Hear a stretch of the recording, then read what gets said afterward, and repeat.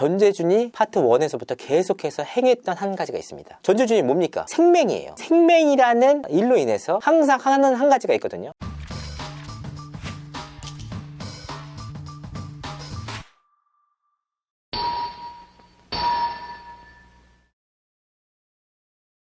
혹시 의외로 안 알려진 인물 중에서 핵심이 되는 인물이 있다면?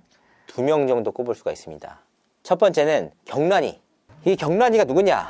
시에스타의 점원으로 나와요. 그리고 경란이는 동훈이가 학교를 떠나자 그녀를 대신해 나머지 일진들이 괴롭힘을 가하는 인물입니다. 근데 굉장히 슬픈 게 뭐냐면 동훈이는 사회에 나오면서 그 친구들과 멀어지게 되잖아요. 근데 이 친구는 사회에 나와서도 그 굴레를 벗어날 수가 없어요. 학폭의 굴레에서 여전히 빠져있는 인물이다. 그래서 시에스타 점원도 하고 박연진의 코디까지 합니다. 그러면서 그들의 일거수일투족을 가장 잘 아는 인물이에요. 그래서 이분이 막 뭔가를 꾸밀 것이다 막 이런 스포가 굉장히 많이 나왔거든요. 근데 이분에 대해서는 PTSD 이런 점을 좀 보시면은 의미가 있을 것 같다. 그리고 이 친구가 극 중에 굉장히 핵심이 되는 요소로 변합니다. 의미심장하게 뭔가 피해자 연대보다는 굉장히 반전으로 갑자기 뭔가 일이 터진다. 그래서 파트 1의 떡밥이 회수가 된다. 상상이 안 가는. 상상이 안 갑니까?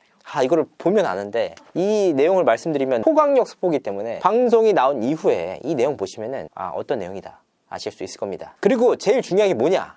이거는 진짜 뭐가 있냐면 그 혓바닥, 그 혓바닥이 그 PTSD에 영향을 끼치지 않을까 보고 있습니다. 제가 생각하는 혓바닥은 타짜의 아기밖에 없는데. 운동을 향한 혓바닥이 하나 있거든요. 그 혓바닥 떡밥이 경란을 통해서 좀 회수가 된다. 이렇게 보시면 될 것 같습니다. 그리고 또 한 명의 인물이 있습니다. 누구냐? 강현남의 남편입니다. 강현남의 남편 누굽니까? 가정폭력의 대명사. 강현남 씨가 너무나도 이 가정폭력의 굴레에 벗어날 수 없어서 문동은 씨에게 도움을 요청한 거란 말이에요. 그러면서 어떤 얘기를 하냐면 우리 손을 쓰지 않을 거다. 이런 암시를 해줬습니다. 그렇기 때문에 굉장히 파트 2에서 떠오르는 인물 중에 한 명이 강현남의 남편이다. 강현남의 남편!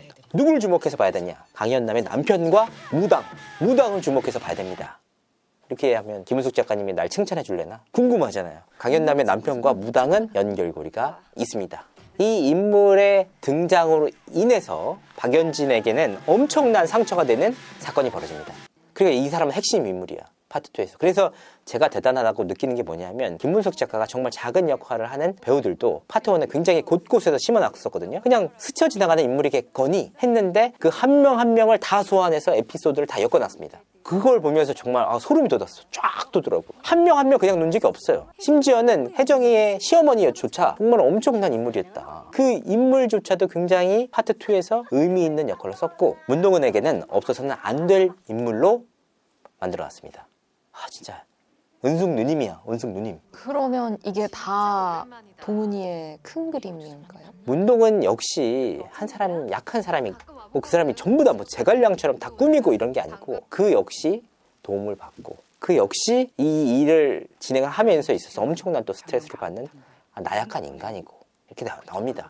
그리고 도와주는 사람들이 있기 때문에 하나씩 변화가 생기는 거지. 문동은이 막 진짜 제갈량처럼 막 이렇게 다 하면 재미가 없잖아요. 하나하나 에피소드마다 제3의 인물들이 등장하고 그 제3의 인물의 등장으로 인해서 우리 연진이에게 하나씩 PTSD가 그어진다.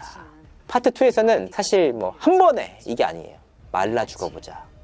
말라 죽는 게 무엇인지 그녀가 그렇게 가장 믿었던 그것으로부터 그녀가 가장 믿었던 그게 뭘까?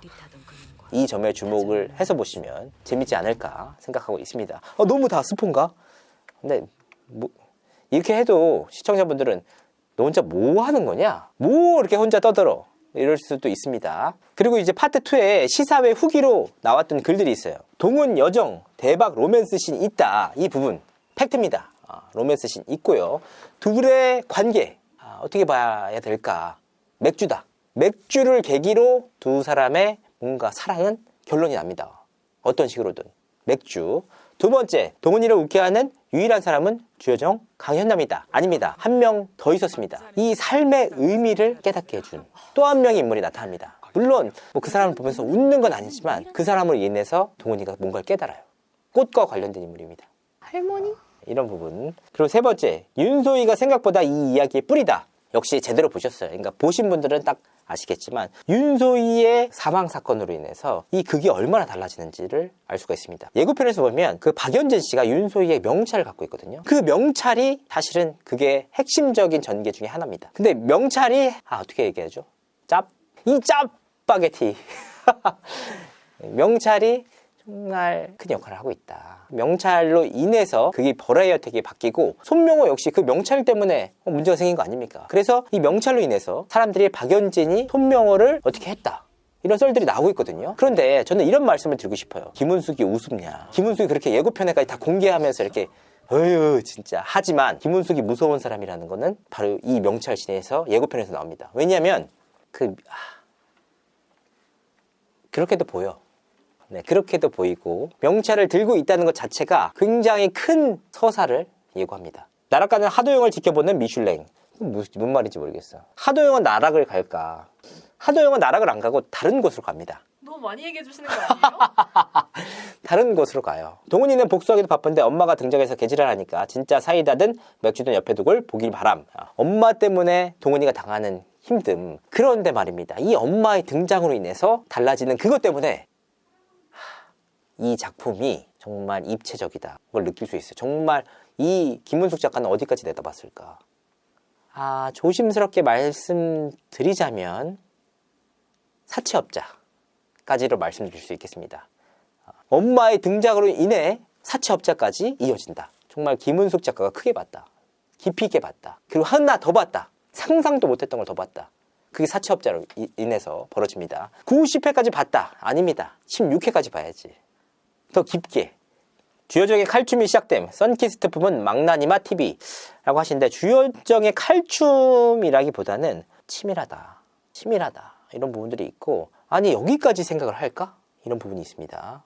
하나하나 굉장히 디테일한 장면들이 있습니다. 이 부분들. 그리고 세명시에 병원을 했잖아요. 굳이. 병원 진료를 받으려면 뭘 해야 됩니까? 접수.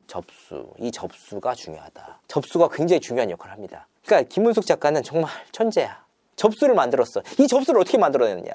이 접수 때문에 달라지는 뭔가 하나가 있습니다. 전재준이랑 혜정이랑은 한 번도 언급이 없었잖아요. 그들은 특별한 일이 없을까요? 있습니다.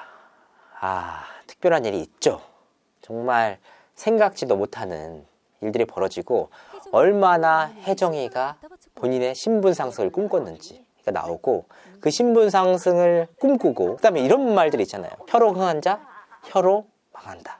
이 부분들이 있습니다. 혜정이의 경우에는 연필을 주목해라고 말씀드릴 수 있고 전재준의 경우에는 제가 바로 이 부분에 대해서 이 씬을 진행하는 그 김은숙 작가의 디테일을 보면서 와, 이 사람은 진짜 천재다가 느껴졌거든요. 어떤 내용이냐? 전재준이 파트 1에서부터 계속해서 행했던 한 가지가 있습니다. 전재준이 뭡니까? 생맹이에요. 근데 이 생맹이라는 일로 인해서 항상 하는 한 가지가 있거든요. 습관처럼 하는 한 가지가 있습니다. 그 습관 때문에 재준이가 반전을 맞이한다. 그 습관 때문에 재준이가 넥타이를 본다. 이렇게 보면 보다 정확할 것 같습니다. 이 부분들이 실제 드라마에서 나오면 훨씬 더 시청자분들이 맞춰보면서 진호가 정말 알고 말했구나. 이렇게 알 수 있거든요. 근데 아무래도 저도 그냥 다 말씀드리고 싶어요.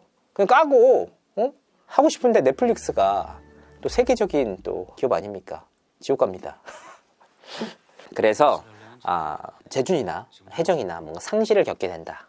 요거까지 말씀드릴 수 있겠습니다. 자, 오늘 더 글로리의 파트 2에 대한 강스포 한번 진행을 해봤는데요. 정말 이 내용을 취재하기 위해서 많은 노력을 기울였습니다. 그리고 굳이 왜 이렇게까지 열심히 했느냐. 사실 그 제작진 중에 한 분이 그동안 인터넷상에 있는 스포들 굉장히 많이 봤는데 다 별거 아니더라 라고 하시더라고요. 그래서 오기가 생겼어. 그래서 나 열심히 했어. 제 말 맞았습니까? 관련 내용에 대해서 다 미리 알았지만 어쨌든 끝까지 기다렸다가 하루 전에 정말 이거는 예고편 아니야? 이 정도면 그냥 보라고 이제 광고 아닙니까? 더 궁금해질 것 같은데 이런 거 하나 있다. 남녀 사이에는 친구가 없다.